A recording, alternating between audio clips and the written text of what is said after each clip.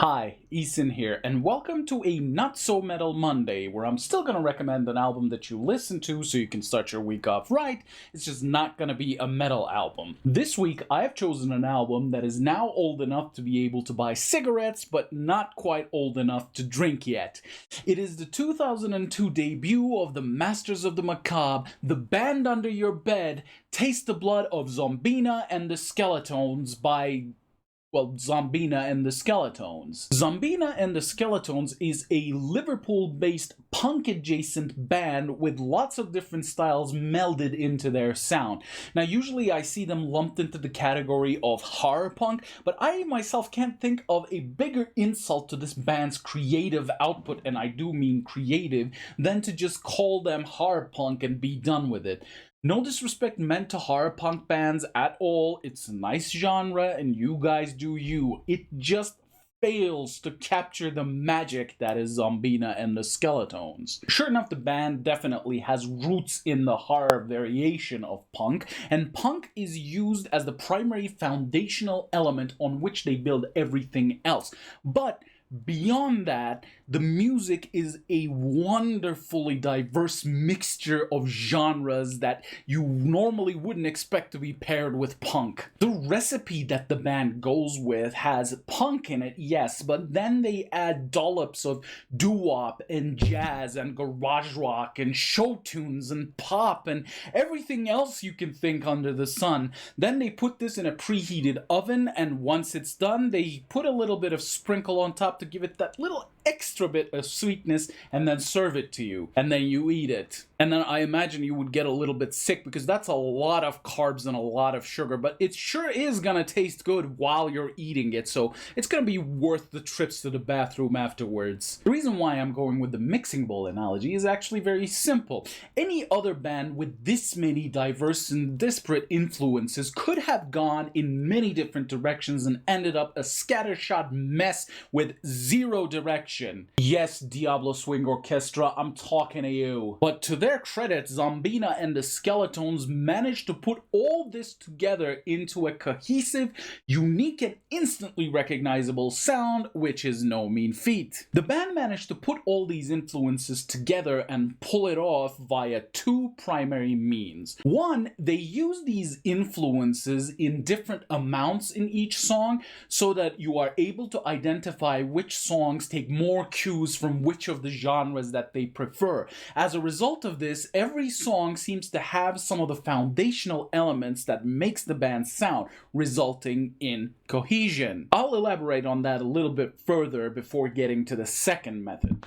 From the somewhat psychedelically backed keyboard-laden punk number, The Grave and Beyond, which is a declaration of intentions on the band's part, who intend to take you to the grave and then beyond, it is apparent that you are in for a wild ride. This is only strengthened by the second track, the wonderful Rhodes keyboard tone-laden punk number, Nobody Likes You When You're Dead, which is actually kind of macabre in its subject matter, despite the jaunty way in which all of this is delivered to you. But then, on the third track, Brain Dead, the band pulls off a twist. Whereas the first two tracks were undoubtedly more punk-based, with punk being more than just the primary influence, the third track, Brain Dead, starts to toe the line between punk and garage rock, and ending up a surprisingly emotional song in sheer contrast with the graveyard fun of the opening too. And then we go back to the incredibly fun Leave My Brain Alone, which is basically an alien invasion song where the main vocals are delivered by Doc Horror instead of Zombina, who plays a backup role in the hook.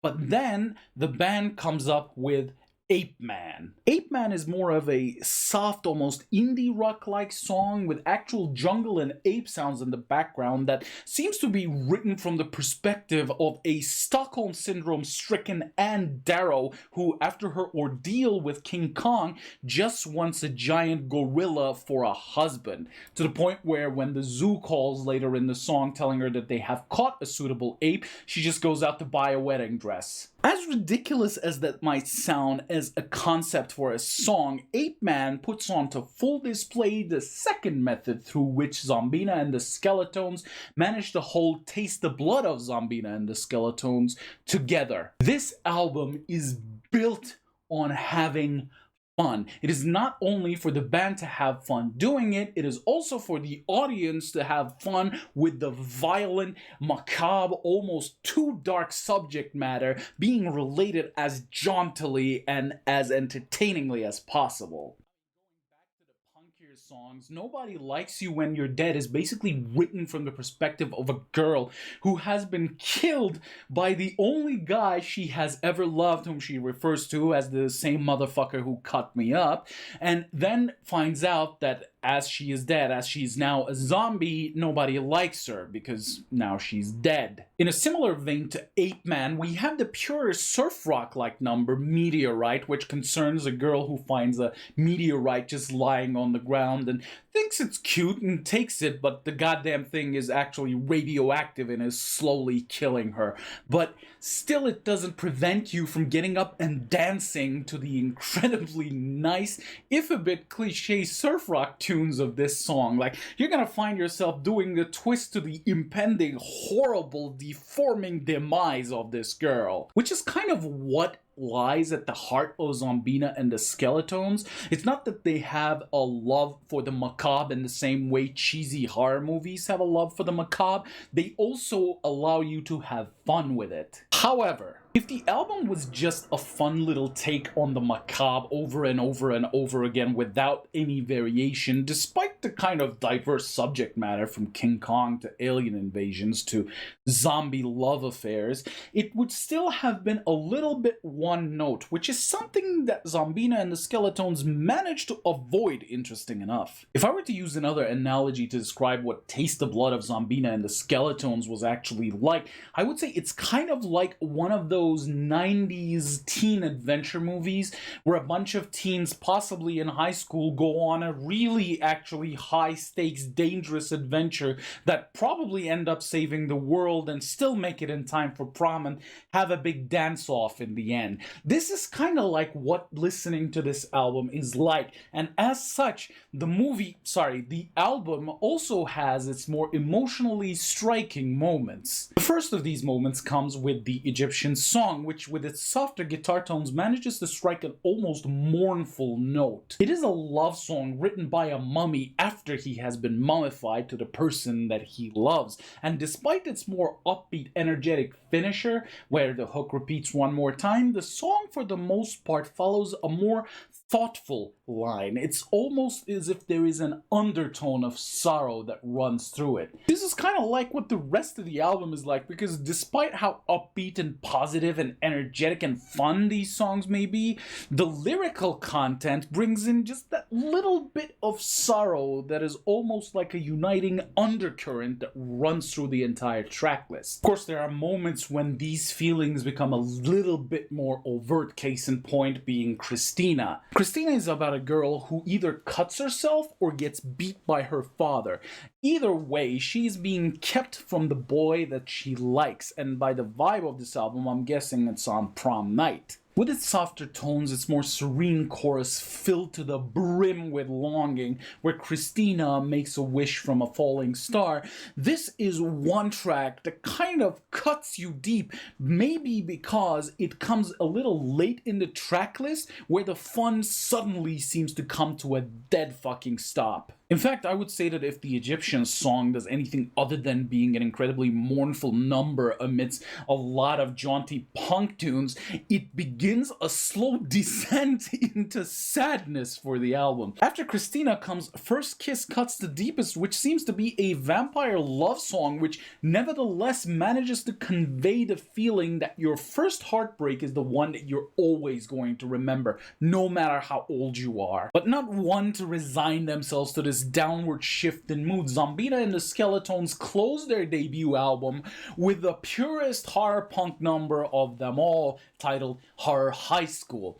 Now, this is a part where the album's production kind of takes an interesting turn. Now, for the most part, Taste the Blood of Zombina and the Skeletones has a wonderfully organic, raw, and down-to-earth production. Such things as gloss and polish and pop sensibilities in terms of mixing and mastering are completely absent from the sound, which makes for a wonderfully real experience, if you will. Instead of sort of relating everything that they do to you across the divide of a fourth wall, it seems more like Zombina and the Skeletones invite you to their rehearsal space, and you are watching them perform these songs within the studio. And this is actually a very difficult feat to achieve because it's very difficult to balance this type of sound. You either end up giving undue emphasis to some elements at the expense of others, or you de-emphasize some elements, resulting in them being way too weak to have the effect that they would normally have. And in that regard, I would say that the drum kit of Kit Shivers is the absolute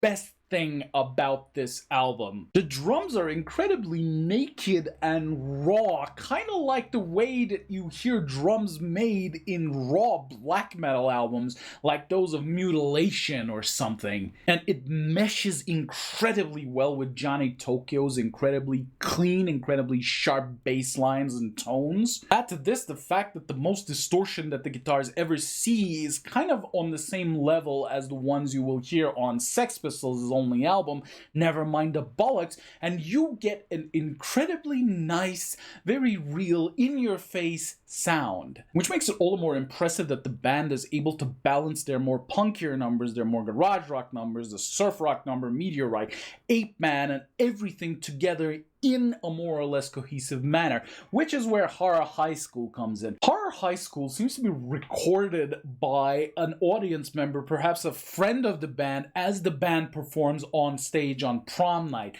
As a result of this, the sound of it is just a little bit distant, and it just adds to the air of watching a live performance and manages to create an interesting environment for itself. In that, if we return to the teen movie analogy, you can almost smell the spiked punch in the room and see all those pink frilly dresses and corsages and shit. All that said, why do I recommend this album? Well, first of all, it's an album that you can listen to no matter what your mood is. Whether you just want something a little fun to pass the time, or you're feeling down and you want a little positivity in your life, this album is going to do it for you. Secondly, due to it being a bit softer, a bit more diverse rendition of a punk-adjacent sound, it has relatively low barriers to entry. Any kind of music fan should be able to listen to and enjoy this album. Thirdly, it is a very compact album at just 23 seconds over half an hour, and as such can be squeezed in any time. It's not an hour and a half spanning epic that you need to actually sit through and have time to deal with. You can just squeeze it in whenever. Fourth, and perhaps the most important, the album is wonderfully varied. I know you have gathered that from the rest of the review, but it bears repeating that Taste the Blood of Zombina and the Skeletones is a wonderfully varied album, and if you have been following my channel, and if you haven't, why don't you give me a try, having variety is very important. And the band manages to throw in their brand of variety both within songs and throughout the track list, results in an album that never gets boring. Plus, given how fun it all is, even the more sorrowful parts, I don't see any reason why anyone shouldn't enjoy this album to hell and back. So, in summation, Bandcamp link in the description, click that, listen to this album. I do not think that you're going to be disappointed, and please consider supporting the artist. If you like my content, please consider subscribing. Until next time, hope you have a great week. It's Ethan. Peace out.